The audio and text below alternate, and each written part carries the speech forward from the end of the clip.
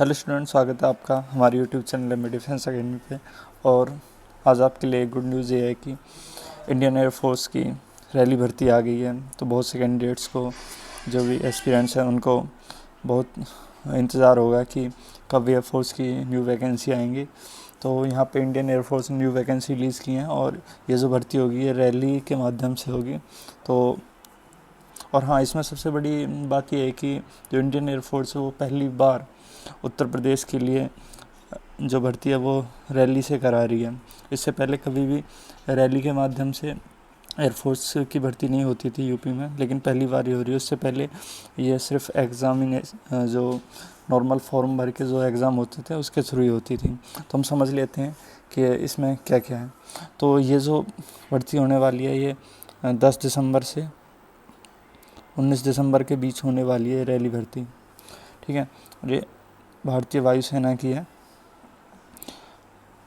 और इसमें unmarried male candidates, मतलब जो भी अनमैरिड हैं और मेल कैंडिडेट्स के लिए भर्ती है और रैली के माध्यम से है। और जो ये भर्ती होने वाली है वो 3 airman selection centre air force station Kanpur में होने वाली है। कहाँ पे? कानपुर, जो कि एक यूपी के सेंट्रल में है। और ये जो सिर्फ भर्ती है वो ग्रुप एक्स के लिए है, जो टेक्निकल ट्रेड्स हैं उनके लिए है। और इसमें जो एजुकेशन इंस्ट्रक्टर आते हैं ग्रुप एक्स में, उसके लिए भर्ती नहीं है कानपुर में। और जो इसका रजिस्ट्रेशन है, इसमें आपको पहले प्री रजिस्ट्रेशन कराना होगा रैली के लिए, जो कि 27 नवंबर 2020 से शुरू हो जाएंगे 11 बजे से, और ये 5 बजे शाम 28 नवंबर 2020 को क्लोज हो जाएंगे। तो यहाँ पे आपको यही ध्यान रखना है कि आप अपना registration successfully with in time limit करा लें। और जो ये रजिस्ट्रेशन कराना होगा ये आपको कराना होगा www.airmanselection.cdac.in की वेबसाइट है जो एयरफोर्स की, आप उस पर जाके करा सकते हैं। और ये जो कोविड-19 का जो रेस्ट्रिक्शन चल रहे हैं, इसकी वजह से क्या है कि लिमिटेड कैंडिडेट्स ही इस रैली में अपीयर हो पाएंगे। तो उसके लिए क्या है कि ये परसेंटेज बेस्ड एक मेरिट लगाएंगे पहले, जब आप सब रजिस्ट्रेशन करा देंगे तो फिर एक परसेंटेज के बेस्ड पे एक मेरिट बनाएंगे और उनको रैली के लिए बुलाएंगे।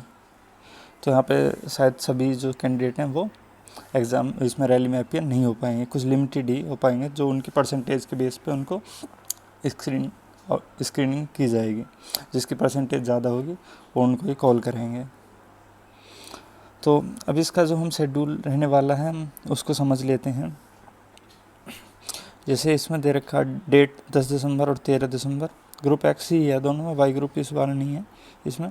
और इसमें सबसे पहले फिजिकल फिटनेस टेस्ट और रिटन टेस्ट, एडेप्टिबिलिटी टेस्ट और एडेप्टिबिलिटी टेस्ट 2, ये सबसे। तो इसमें 2 शिफ्ट होने लगी हैं, एक 10 और 13 को और एक 15 और 18 को। और ये जो 14 और 19 दिसंबर के जो दिन है ये रिज़र्व रखे गए। अच्छा, इसमें सबसे जो मेन इम्पोर्टेंट बात देखने की वो यही है कि all district of state of Uttar Pradesh, इसमें केवल जो यूपी के ही कैंडिडेट्स रजिस्ट्रेशन करा सकते हैं। अदर स्टेट के लिए भी रैली भर्ती निकाली गई है, तो आप उसमें जाके वो वहाँ रजिस्ट्रेशन करा सकते हैं, लेकिन यूपी वाले में केवल यूपी के ही कैंडिडेट रजिस्ट्रेशन करा सकते हैं। तो ये सब जो यूपी के जितने भी ज़िले हैं उन सभी के कैंडिडेट्स के लिए हैं। अगर बात करें हम डेट ऑफ बर्थ की, तो इसमें जिनका जन्म जो है वो 17 जनवरी 2000 से लेकर 30 दिसंबर 2003 इनके बीच हुआ है, वो इसमें अपीयर हो सकते हैं। अगर एजुकेशन क्वालिफ़िकेशन की बात करें तो आपने 10+2 पास किया हो, मैथ, फिज़िक्स, इंग्लिश इनके साथ, और इंग्लिश में मिनिमम 50% मार्क्स आपके होने कंपलसरी हैं।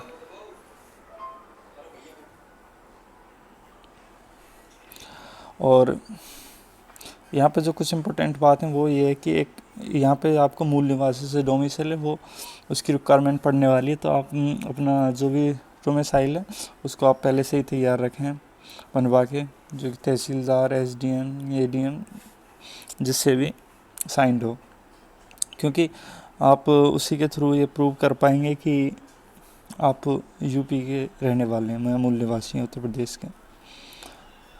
फिर जो मेडिकल स्टैंडर्ड्स ये आगे की बातें रहेंगी। तो जो मेन बातें थी वो मैंने यहाँ पे बता दी हैं।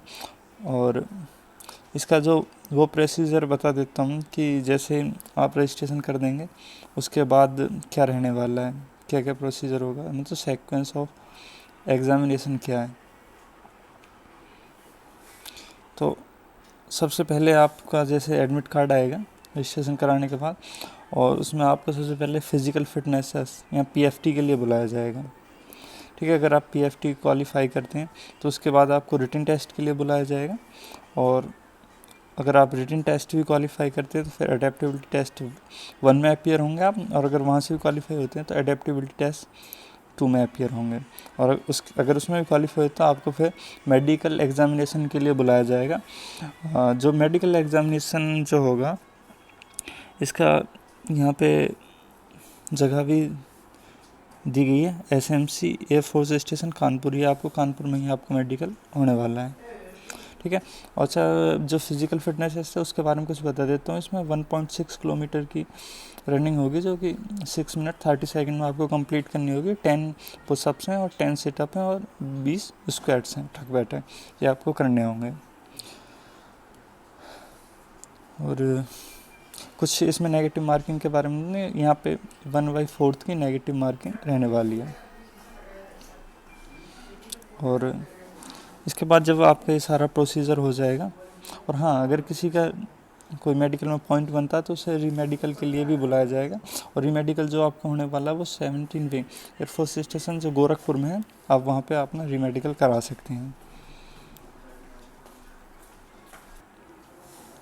हाँ, तो जैसे आपका ये सारा प्रोसीजर हो जाता है उसके बाद क्या है कि आपकी जो मेरिट लिस्ट है वो लगेगी, और इसकी जो डेट दी है वो 31 दिसंबर 2020 को मेरिट डेट लगेगी, और ये इसी पोर्टल पर लगेगी जिसकी वेबसाइट www.airmanselection.cdac.in की वेबसाइट है। और the validity of PSL shall be 6 month from the date of display, जिस दिन से लगेगा उसके 6 महीने तक ये वैलिड रहेगी, और ये सिर्फ इनटेक 1/2021 के लिए ही एप्लीकेबल रहने वाली रहेगी। तो ये रहा यहाँ का सारा प्रोसीजर, और बाकी जो सारी चीज़ें हैं आप कमेंट में करके पूछ सकते हैं, जो भी इससे रिलेटेड आपको कोई भी क्वेरी है, और आप अपनी प्रिपरेशन में लग जाएं अभी से, क्योंकि टाइम बहुत कम है। जिनके पहले से ही प्रिपरेशन है उनके लिए तो बहुत अच्छा है, और वो अपने रिवीजन पे ध्यान दें।